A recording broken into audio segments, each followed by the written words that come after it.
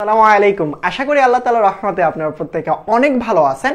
আজকে আমরা একটা টপিক নিয়ে আলোচনা করব, সেটা হচ্ছে যোজ্যতা ইলেকট্রন। এখন কথা হচ্ছে যোজ্যতা ইলেকট্রন কি পরীক্ষায় আসে? হ্যাঁ, অবশ্যই পরীক্ষায় আসে। দেখেন এখানে কতগুলো প্রশ্ন দিয়ে দিয়েছি যে সর্বোচ্চ যোজন ইলেকট্রন কত, যেটা ঢাকা ভার্সিটিতে পরীক্ষায় প্রশ্ন চলে আসছে, জাহাঙ্গীরনগরে আসছে, ঢাকা ভার্সিটিতে, জাহাঙ্গীরনগরে, পরবর্তীতে রাজশাহী ইউনিভার্সিটিতে, চিটাগাং ইউনিভার্সিটিতে। তার মানে এই জায়গা থেকে প্রশ্ন কিন্তু প্রতি বছরে মোটামুটি বলা যায় চলে আসে। এখন কথা হচ্ছে যে যোজ্যতা ইলেকট্রনটা কিভাবে আসতে পারে অথবা কত প্রকারে আসতে পারে। যোজ্যতা ইলেকট্রন কথাটার অর্থটা কি এটা আমাদের জানা প্রয়োজন। এখন শুধু কি যোজ্যতা ইলেকট্রন কথা দিয়ে পরীক্ষার মধ্যে আসে যে এই মৌলটার, এই যৌগটার, এই আয়নটার যোজ্যতা ইলেকট্রন কত? না, এরকম করে প্রশ্ন আসে না। মাঝে মাঝে এমনও দিয়ে দেয় যে এটার ইলেকট্রন সংখ্যা কত। তার অর্থ হচ্ছে পরীক্ষায় এরকম প্রশ্ন আসতে পারে, এক্স দিয়ে দিল একটা, সো এখন এক্স দেওয়ার পরবর্তীতে বলবে এর যোজন ইলেকট্রন সংখ্যা কত, অথবা এক্স দিয়ে বলবে যৌগমূলকী ইলেকট্রন সংখ্যা কত। দুইটার মধ্যে প্রশ্নের মধ্যে পার্থক্যটা কোন জায়গায় আসলে? এখানে খেয়াল করেন, যখন আপনাকে যোজন কথাটা বলে দিবে তখন মনে রাখতে হবে যোজন বা যোজ্যতা যেটাই বলুক না কেন, কিছু যদি বলে দেয় যোজন অথবা যোজ্যতা, তার মানে মনে করবেন এক্স এর সর্বশেষ সর্বশেষ কক্ষপথে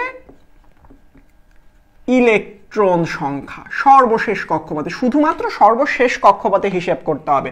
অন্যদিকে যদি আমি বলি শুধু ইলেকট্রন সংখ্যা, কিচ্ছু বলে দেওয়া হয়নি, একটা আয়নে শুধু ইলেকট্রন, কোনো যোজন অথবা যোজ্যতা এই ওয়ার্ডটা ইউজ করেনি, তার মানে ওর মধ্যে যত ইলেকট্রন আছে সবগুলো ইলেকট্রন নিব। তার অর্থ হচ্ছে এক্স এর ইলেকট্রন সংখ্যা যদি বলে তাহলে আমি টোটাল ইলেকট্রন সংখ্যাটা হিসেব করব। কতগুলো?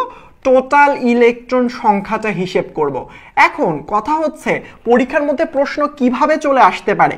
এই জায়গার মধ্যে আমরা একটা প্রশ্ন নেই, যেটা ঢাকা ভার্সিটিতে 2014-15 সালে আসছে, যে এরকম H2O3O2 মাইনাস আয়নে সালফেট মাইনাস বা আয়নে সর্বমোট যোজন ইলেকট্রন সংখ্যা কত। তার মানে এখানে প্রশ্নটা আসছে যোজন মানে কি?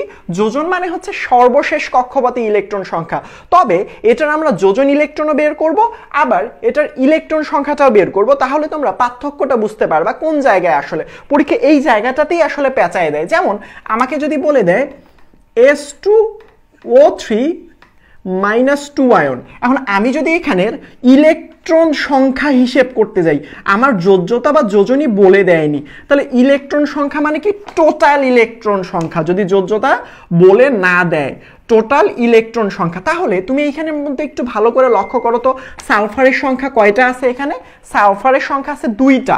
সো আমি সালফারের সর্বশেষ আমরা তো এখানে ধরবো না, যেহেতু টোটাল, তাহলে আমরা এই জায়গার মধ্যে হিসাব করব যে সালফারের ক্ষেত্রে, আমি আবারও রিপিট করতেছি, সালফারের সর্বশেষ না, টোটাল ইলেকট্রন কয়টা। আমরা জানি সালফারের পারমাণবিক সংখ্যা কত? 16। একটা জিনিস মনে রাখবা, যার পারমাণবিক সংখ্যা যত তার ইলেকট্রন সংখ্যাটাও তত। তাহলে সালফারের পারমাণবিক সংখ্যা যেহেতু 16, তাহলে একটা সালফারের ইলেকট্রন সংখ্যাও হবে 16। সবসময় মনে রাখবা, কোনো চার্জ নিরপেক্ষ পরমাণুতে যতগুলো প্রোটন থাকে ইলেকট্রন থাকেও ততগুলো। তার মানে পারমাণবিক সংখ্যা যত, ইলেকট্রন সংখ্যাও তত। যেমন সালফারের প্রোটন সংখ্যা কত? এটা চার্জ নিরপেক্ষ ধরলাম, কোনো চার্জ নেই, এর প্রোটন সংখ্যা 16, তার মানে এর ইলেকট্রন সংখ্যাও 16। যদি আমি বলি পটাশিয়ামের ক্ষেত্রে, পটাশিয়ামের পারমাণবিক সংখ্যা 19, তার মানে এর ইলেকট্রন সংখ্যাও 19। আমি বলতেছি শুধু পটাশিয়ামের।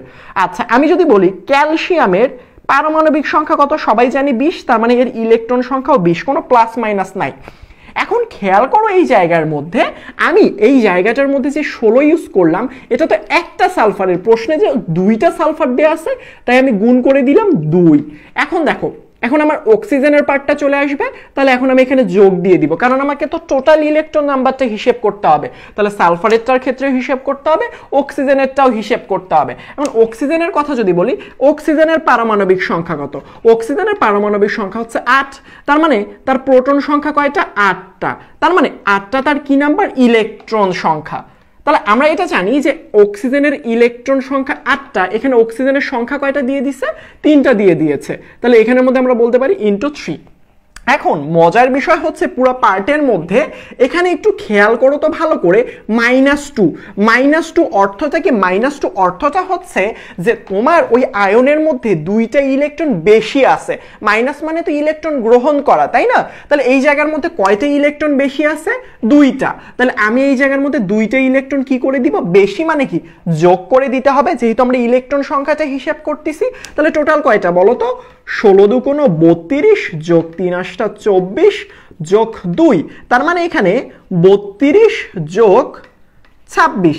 এর পরবর্তীতে যোগটোগ করার পরবর্তীতে যা আসবে তাই হবে তোমার উত্তর। এখন এই জায়গাটার মধ্যে আমরা তো এটা টোটাল ইলেকট্রন সংখ্যা হিসেব করলাম, পরীক্ষায় আসছে যোজন, মানে আমার পরীক্ষায় যদি শুধু জিজ্ঞেস করতো এই আয়নের সর্বমোট ইলেকট্রন সংখ্যা কত, তাহলে এখানেই আমার উত্তরটা হয়ে যেত। বাট আমাকে যেহেতু জিজ্ঞেস করছে যোজন ইলেকট্রন সংখ্যাটা কত, তার মানে যোজন মানে সর্বশেষ। তাহলে আমরা এখন চলো বের করি এটার যোজন ইলেকট্রন সংখ্যাটা কত। তাহলে এটার যোজন ইলেকট্রন সংখ্যাটা কত হবে খেয়াল করো। সালফারের সর্বশেষ কক্ষপথে ইলেকট্রন সংখ্যা আছে কয়টা? এখন অনেকেই কনফিউজ যে সালফারের সর্বশেষ শক্তি স্তর একটু হিসাব নিকাশ করে বের করতে হবে, কিন্তু এটা দেখো আমরা তো সবাই ইলেকট্রন বিন্যাস পারি। সালফার কত? 16। তাহলে আমরা করি 1s2 2s2 2p6 3s2 3p4। তার মানে দেখো তো এই যে সালফারের শেষ কক্ষপথ কি 3 নাম্বার না? তাহলে 3 নাম্বার কক্ষপথে ইলেকট্রন আছে কয়টা? 6টা। যেহেতু যোজন মানে সর্বশেষ কক্ষপথের ইলেকট্রন, এগুলো তার সর্বশেষ না, সর্বশেষ তো হচ্ছে 3 নাম্বার। সর্বশেষ কয় নাম্বার? সর্বশেষ হচ্ছে 3 নাম্বার। তার মানে এই জায়গার মধ্যে সালফারের সংখ্যা কয়টা? 2টা। তাহলে একটা সালফারে কতগুলো ইলেকট্রন আছে সর্বশেষে? 6টা। এই যে গুণ 2 দিয়ে দিলাম। এখন অক্সিজেনের পার্টটা চলে আসো, যোগ অক্সিজেন সংখ্যা কয়টা? 3টা, গুণ একটা অক্সিজেনের সর্বশেষ কক্ষপথে ইলেকট্রন কয়টা? ইলেকট্রন বিন্যাস করে ফেলো, 1s2 2s2 2p4। তাহলে সর্বশেষ কক্ষপথ অবশ্যই এইটা 8, এটা তো সবাই জানো আসলে। এখন দেখো এর সর্বশেষ কক্ষপথে ইলেকট্রন কয়টা? 6টা ইন্টু 6। এখন কথা হচ্ছে এখানে ইলেকট্রন কয়টা আছে? ইলেকট্রন আছে 2টা। বেশি না কম? যেহেতু রিসিভ করছে তাই তো নেগেটিভ, তাহলে 2টা কি থাকবে? 2টা বেশি থাকবে। তাহলে এখানের মধ্যে আমি প্লাস কত দিতে পারি? 2 দিতে পারি। তাহলে এখানে দেখো 6 × 2 = 12 যোগ 3 × 2 = 6 যোগ 2, তাহলে এখানে কত আসতেছে? 12 আর 6 18, 18 আর 2 কতটা হবে বলো তো? 20টা হবে। তার মানে আমরা এই জায়গার মধ্যে বলতে পারি যে আমাদের এই যে S2O3 এই আয়নের মধ্যে সর্বশেষ সর্বমোট যোজন ইলেকট্রন সংখ্যা হচ্ছে 20টা। এখন কথা হচ্ছে এই জায়গার মধ্যে সালফেটে সর্বশেষ কক্ষপথে 6টা, অক্সিজেন হচ্ছে, ও আচ্ছা এখানে আমরা একটা গুণনীয় ভুল করে ফেলছি, ছোট্ট ভুল। 3 6 কত হয়ে যায়? 3 6 হয়ে যায় 18, আমরা লিখে ফেলছি শুধুমাত্র 6। আমার মতো কিন্তু ভুল করলে হবে না পরীক্ষায়, কেমন? তাহলে 3 6 18, 18 আর 12 হচ্ছে কত? 30, 30 আর 2 32। তাহলে এখানের মধ্যে ইলেকট্রন সংখ্যা কত হবে যোজ্যতা? এই যে দেখো অপশন নাম্বার সি। তার মানে এটা কত হয়ে যাবে? 32টা হয়ে যাবে। আচ্ছা, আশা করি এইটার তো কাহিনী তোমরা বুঝতে পারছো, এই জায়গাটার কাহিনী তোমরা বুঝতে পারছো আশা করে। যদি বুঝতে না পারো, যেহেতু রেকর্ডেড ভিডিও, তোমরা আবার টেনে টেনে দেখে ফেলবা ইনশাল্লাহ, আশা করি বুঝতে পারবা। এখন কথা হচ্ছে যে আমরা 2 নাম্বার প্রশ্নটার দিকে একটু দেখি, যে এরকম করে একটা প্রশ্ন দিয়ে দিয়েছে, আমি 2 নাম্বারটা করে ফেলবো, 3 নাম্বারটা তোমরা কমেন্টের মধ্যে উত্তর বলে দিবা যে 3 নাম্বার উত্তরটা কি হতে পারে আসলে। এখন আমরা এই জায়গার মধ্যে একটা প্রশ্ন দিয়ে দিয়েছে, এরকম করে হাইড্রোজেন লিখছে, উপরে 2 নিচে 1 উপরে -1। এখন এখানে বলছে যে আয়নে ইলেকট্রন সংখ্যা কতটি, এখানে একটা বারও রিপিট করে নাই কিন্তু যে যোজন ইলেকট্রন সংখ্যা কতটি। তাই যেহেতু যোজন কথাটা বলেনি, তার মানে তোমার এখানে বের করতে হবে এতে টোটাল ইলেকট্রন কতটা আছে আসলে। তাহলে এইটাতে টোটাল ইলেকট্রন কয়টা? স্বাভাবিকভাবে হাইড্রোজেনের ক্ষেত্রে জানি এই যে এটা প্রোটন নাম্বার কত? 1। তার মানে আমরা হাইড্রোজেনের প্রোটন 1 হইলে ইলেকট্রন নাম্বার 1, কিন্তু এই জায়গাটার মধ্যে -1 মানে কি বলতো? এই -1 মানে তো একটা ইলেকট্রন রিসিভ করে ফেলছে। যদি এটা দেয়া না থাকতো তার ইলেকট্রন নাম্বার একটাই থাকতো, বাট -1 দেওয়ার কারণে তার ইলেকট্রন একটা কি হয়ে যাবে? বৃদ্ধি পাবে। তার মানে ইলেকট্রন সংখ্যা কতটা হবে বলতো? অবশ্যই 2টা হবে। সো এখন এইটা তো বুঝতে পারলাম যে এইটা রিসিভ করছে, এইটার ইলেকট্রন সংখ্যা 2টা। যদি আমার ইলেকট্রন ত্যাগ করে ফেলে, দেখো হাইড্রোনিয়াম আয়নের ক্ষেত্রে দেখো এখানের ইলেকট্রন সংখ্যা কয়টা। আচ্ছা, এখানের মধ্যে কিন্তু যোজন যেহেতু বলেনি, তাহলে আমরা টোটাল ইলেকট্রন সংখ্যা হিসেব করব। তাহলে 3টা হাইড্রোজেন, একটা হাইড্রোজেনের ইলেকট্রন কয়টা থাকে, একটা, তাহলে 3টা হাইড্রোজেনের ইলেকট্রন গুণন 3টা। এখন আমরা জানি অক্সিজেনের পারমাণবিক সংখ্যা কত, 8, তার মানে অক্সিজেনের প্রোটন সংখ্যা কত, 8, অক্সিজেন ইলেকট্রন সংখ্যাও কত, 8। আমরা জানি প্রোটন সংখ্যা যতটা তা বা পারমাণবিক সংখ্যা যত, প্রোটন সংখ্যাও তত, ইলেকট্রন সংখ্যাও তত। তাহলে আমরা এখানের মধ্যে বলতে পারি না যে এই জায়গার মধ্যে যেহেতু পজিটিভ, সো ওইটার আমরা কাহিনী পরে করতেছি, বাট আমার এই অক্সিজেনের মধ্যে ইলেকট্রন সংখ্যা কতটা, 8টা। এখন এই যে পজিটিভ মানে কি, পজিটিভ মানে +1 মানে একটা ইলেকট্রন ছেড়ে দিয়েছে, তাই না? সো একটা ইলেকট্রন যদি ছেড়ে দেয় তাহলে এই জায়গার মধ্যে আমরা কি একটা ইলেকট্রন কমিয়ে ফেলবো না? কমিয়ে ফেললে কি দিব আমরা, -1 দিব। তাহলে টোটাল ইলেকট্রন কয়টা, 3টা, 8টা, 11টা। 11টা থেকে যদি আমরা একটা বিয়োগ করি তাহলে হচ্ছে 10টা। তার মানে আমার এই হাইড্রোনিয়াম আয়নের ক্ষেত্রে এটার ইলেকট্রন হবে 10টা এবং এইটার ইলেকট্রন কয়টা হবে বলো তো, এটার ইলেকট্রন হবে 2টা। আশা করি তোমরা বুঝতে পারছো। এইভাবে করে আমি যে এইটা করাচ্ছি এইটাই পরীক্ষায় আসবে এমন কিন্তু না, সুতরাং এটাও করে ফেলতে হবে। এই প্রশ্নটার আমি টোটাল ইলেকট্রন সংখ্যাটা হিসেব করে দিয়েছি। তাহলে তোমরা বাসার মধ্যে কি করে ফেলবে, তোমরা বাসার মধ্যে অবশ্যই যোজন ইলেকট্রনটাও বের করবা যে এটার যোজন ইলেকট্রন কোনটা। সবসময় এটা চিন্তা করবা না যে ভার্সিটি পরীক্ষায় বা বিভিন্ন বোর্ড পরীক্ষার ক্ষেত্রে যে আমার হুবাহু এই প্রশ্নটাই কমন আসবে, এটা কেউ বলতে পারবে না। সুতরাং কি করতে হবে, ওই রিলেটেড আরো কিরকম প্রশ্ন আসতে পারে পরীক্ষায় সেগুলো সলভ করতে হবে। এখন আমরা এখন যোজন ইলেকট্রন বা যোজ্যতা ইলেকট্রন আশা করি পারবা এখন থেকে। যেমন এখানে অ্যামোনিয়াম আয়ন বা নাইট্রেট আয়ন যেটাই বলুক না কেন, এই জায়গার মধ্যে তোমরা এইগুলো হিসেব করে ফেলবা যে কতটা করে ইলেকট্রন আছে। এখন আমরা একটু অন্য হিসেবে যাই। এই যে বিভিন্ন সময় ভার্সিটিতে পরীক্ষায় চলে আসছে যে ফসফরাসে ইলেকট্রন, প্রোটন এবং নিউট্রন সংখ্যা কত, ভালো করে বুঝো। ফসফরাসের এখানে কত দিছে, 31, নিচে দিছে 15। এখন এখানে যদি আমরা এই যে দেখো এখানে অনেকগুলো দিয়ে দিয়েছে, আমি 1-2টা সলভ করাবো, বাকিগুলো তোমরা করে ফেলবা। প্রত্যেকটা ভার্সিটিতে আসা প্রশ্ন, এখন দেখো ফসফরাসের ক্ষেত্রে লক্ষ্য করো এর পারমাণবিক সংখ্যা কত, 15, তার মানে এর প্রোটন নাম্বার কত, 15।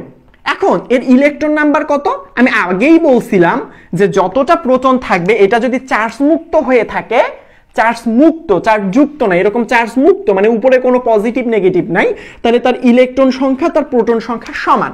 তাহলে এখানে নিউট্রন সংখ্যা কত, আমরা নিউট্রন সংখ্যা সবসময় জানি, এই যে ভর সংখ্যা, এটা কি সংখ্যা, উপরে এই যে মাথার মধ্যে শিংয়ের মধ্যে যদি কিছু দিয়া থাকে, ধরো এরকম দিয়ে দিছে 30, উপরে যেটা থাকে সেটা তার ভর সংখ্যা। তাহলে ভর সংখ্যা কত, 31। নিচে যদি আমি বলি যে নিচের নাম্বারটা তার প্রোটন সংখ্যা, তাহলে ভর সংখ্যা থেকে যদি আমরা প্রোটন সংখ্যা বিয়োগ করে দেই, এই যে এই দুইটা উপর নিচের সংখ্যা যদি বিয়োগ করে দেই তাহলে যেই সংখ্যাটা পাবো সেটা হচ্ছে তার নিউট্রন সংখ্যা। তাহলে এর প্রোটন সংখ্যা 15, ইলেকট্রন সংখ্যা হচ্ছে 15, নিউট্রন সংখ্যা হচ্ছে 16টা। এখন আমি একটা আয়নযুক্ত জিনিস নিয়ে নেই, যেমন হিলিয়াম প্লাস প্লাস। সো আমি যদি হিলিয়াম প্লাস প্লাস চিন্তা করি, তার মানে হিলিয়াম 2+, এটা 2 উপরে 4, তাহলে এই জায়গার মধ্যে যদি চিন্তা করি এই যে এইটা কি, তার পারমাণবিক সংখ্যা 2, তার মানে তার প্রোটন সংখ্যা হচ্ছে 2। ইলেকট্রন সংখ্যা কত, 2 হবে। আমি জানি যে যতগুলো প্রোটন থাকে ততগুলোই আমার ইলেকট্রন থাকে, কিন্তু এই জায়গার মধ্যে 2টা প্লাস মানে কি, 2টা ইলেকট্রন ত্যাগ করে দিয়েছে, তার মানে এই জায়গার মধ্যে মাইনাস কি করে দিব, 2 দিব। দেওয়ার পরবর্তীতে এখানে কি দিব, 0 দিয়ে দিব। কেন, কারণ আমার 2টা ইলেকট্রন ছিল কিন্তু 2টাই তো ত্যাগ করে দিল, তাহলে ইলেকট্রন সংখ্যা কত, 0। এখন আমি যদি এখানে নিউট্রন সংখ্যাটা লিখি তাহলে কি হবে, আমরা জানি যে উপরের ভর সংখ্যা 4 বিয়োগ নিচের প্রোটন সংখ্যা 2, বিয়োগ করলে কত পাবো, 2 হয়ে গেল। এখন এভাবে হিলিয়াম 2+ বা সালফার 2- এভাবে বাকিগুলো হিসেব করে ফেলবা। এখন এই হিসেবের বাইরেও একটা প্রশ্ন প্রায় সময় চলে আসে, যেমন ফসফরাস, এর 15টি অণুর মধ্যে নিউট্রন সংখ্যা কতটা। এই যে দেখো প্রশ্ন এরকম, এই যে দেখো এখানের মধ্যে ফসফরাস দিয়ে দিয়েছে, এখন বলছে এর 15টা অণুর মধ্যে, 15টা, এই যে প্রশ্ন নাম্বার 5, 15টা অণুর কি সংখ্যা, নিউট্রন সংখ্যা আসলে কত। তার মানে এর 15টার হিসেব বাদ দাও। যখন 10টা 15টা 20টা এভাবে হিসেব করতে বলা হবে তখন তুমি হিসেব করবে আগে একটার। যেমন আমাকে যদি বলে 20টা কলার দাম কত, তুমি যদি একটা কলার দাম হিসেব করতে পারো যে একটা কলার দাম তো 5 টাকা, তাহলে 20টা কলার দাম কত, তাহলে 20 গুণন 5 100 টাকা। যদি আমাকে বলে মানে তুমি আমাকে 100টা ডিম নিয়ে এসে দাও, কত টাকা লাগবে তুমি বলো, তো তুমি বলো একটা ডিমের দাম যদি 10 টাকা হয় 100টা ডিমের দাম 1000 টাকা। তার মানে তোমার মেইন যে একটা লাগবে, পরবর্তীতে যতগুলো হিসেব করতে বলবে ওই সংখ্যাটা গুণ করলেই তো হয়ে যাচ্ছে। যেমন এই যে এইটা একটা পরের পার্ট, এটা আমরা পরের পার্ট, এটা লেজ লাগানো পার্ট, এই পার্টটা আমরা এখন করব না, আমরা আগে করবো এরকম যদি বলে 15টা 10টা 20টা এটাতে যাবেন না, আগে একটা সংখ্যাটা বের করবেন। এই যে একটা নিউট্রন সংখ্যা কত পাবো আমরা, এই যে দেখেন 31 বিয়োগ 15, এইটাই যদি আমরা বিয়োগ করি তাহলে কত পাবো আমরা, এখানে 16টা। নিউট্রন সংখ্যা কতটা হবে, 16টা। কেন 16টা হবে, কারণ হচ্ছে আমরা ভর সংখ্যা থেকে নিউট্রন সংখ্যা বিয়োগ করলেই তো প্রোটন সংখ্যা বিয়োগ করলেই তো নিউট্রন সংখ্যাটা পাই, তাই না? আচ্ছা এইটা তো একটা ফসফরাসের ক্ষেত্রে কয়টা থাকে, 16টা নিউট্রন থাকে। এখন কতগুলো দিছে, 15টা দিছে, তাহলে 15টার ক্ষেত্রে কি হবে, 15টা ফসফরাসের ক্ষেত্রে 16 গুণন 15, মানে আমি একটার বের করে যতগুলোর বের করতে বলবে ওইটা গুণ করে দিলেই তো হয়ে যাচ্ছে। তাহলে এই নাম্বারটা মোটামুটি 960 হয়ে যাবে, তার মানে এটার উত্তর হয়ে যাবে এটা। আশা করি এখন থেকে আপনারা এরকম যদি কোনো প্রশ্ন আসে ইনশাল্লাহ খুব সহজেই উত্তর করতে পারবেন। অবশ্যই কোনো সমস্যা থাকলে অবশ্যই জানাই দিবেন। সবাই ভালো থাকবেন, আমার জন্য দোয়া করবেন। আসসালামু আলাইকুম।